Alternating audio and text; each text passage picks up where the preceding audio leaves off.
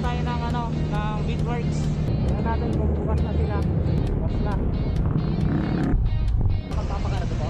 Papakarga? Hindi mo may tempo na lang muna yan. Labas si Basati. Papunta lang. Papunta.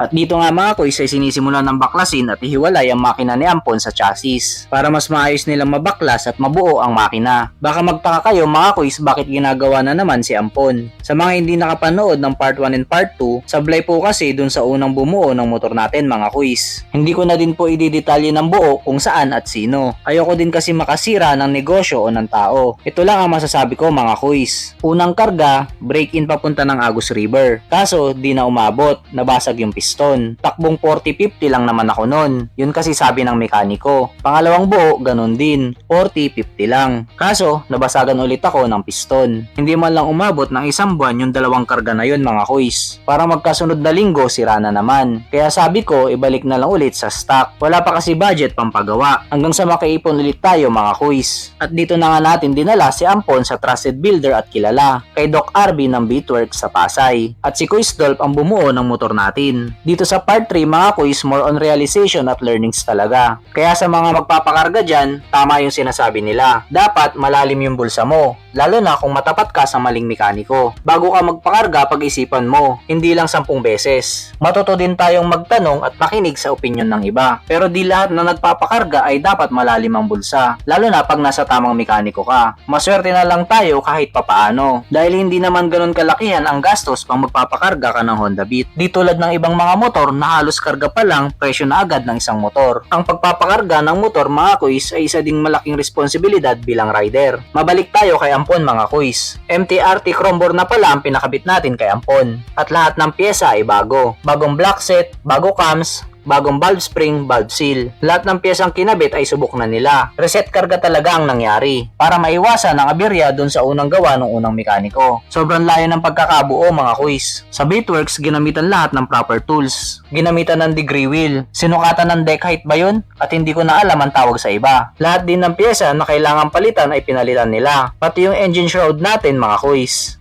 Yan yung makina natin mga kuys. I-change oil na din bago ikabit dun sa sa chassis. At ayan na mga kuys, binubuo na ulit. Binabalik na ulit sa chassis natin yung makina. Alright mga kuys, unang start pagkatapos mabuo.